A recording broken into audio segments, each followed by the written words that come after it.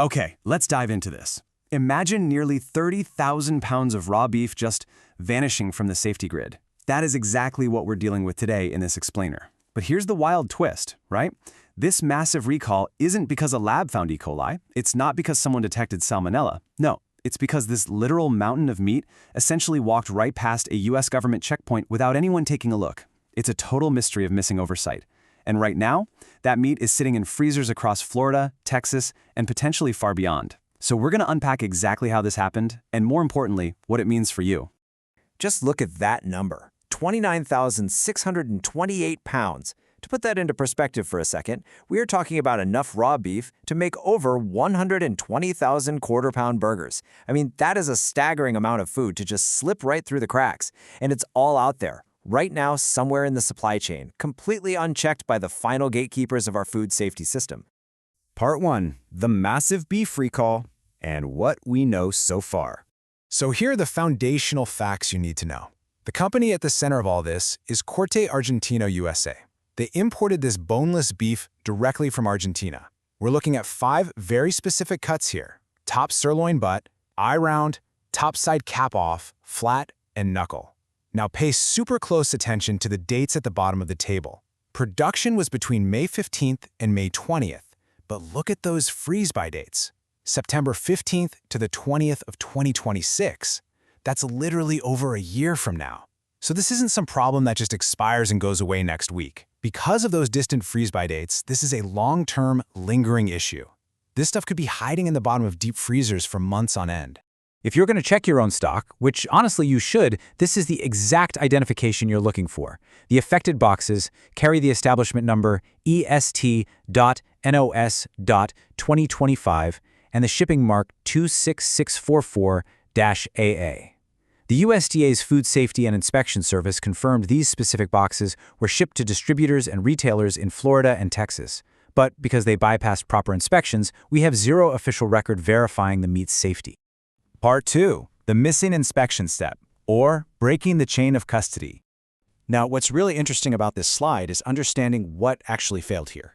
When foreign meat arrives at a U.S. port, it doesn't just get a friendly wave through customs. It undergoes a mandatory USDA reinspection. Even if the country of origin, Argentina in this case, already signed off on it, the U.S. has to physically reinspect it. This step is the ultimate safety gatekeeper, and skipping this exact checkpoint is what triggered this entire recall. The USDA isn't saying the meat is definitively contaminated.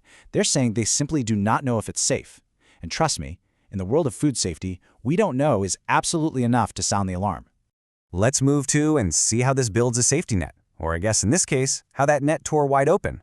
During a reinspection, the USDA checks 3 critical things. First up, paperwork, health certificates, origin documents, shipping records. Second, the labeling, making sure it's truthful and actually meets stringent US standards. And third, the product condition itself. They're literally getting in there looking for signs of thawing, damage, or contamination. Without this step, we've got a massive blind spot. We have no verified temperature history. We have no absolute guarantee that this meat wasn't just sitting in a hot shipping container on a dock somewhere. The chain of custody is completely broken.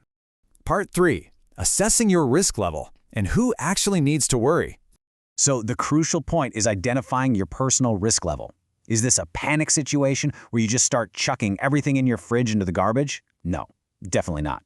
But look at the high-risk category here. If you run a restaurant or a butcher shop in Florida or Texas, you are in the immediate danger zone. You need to be checking your walk-in freezers right now, especially if you buy imported beef in bulk. For the medium risk group, bulk buyers, wholesale club shoppers, you also need to be super vigilant. Now, for general home cooks, the risk is lower, but you must remain aware. Because remember those freeze-by dates stretching into 2026?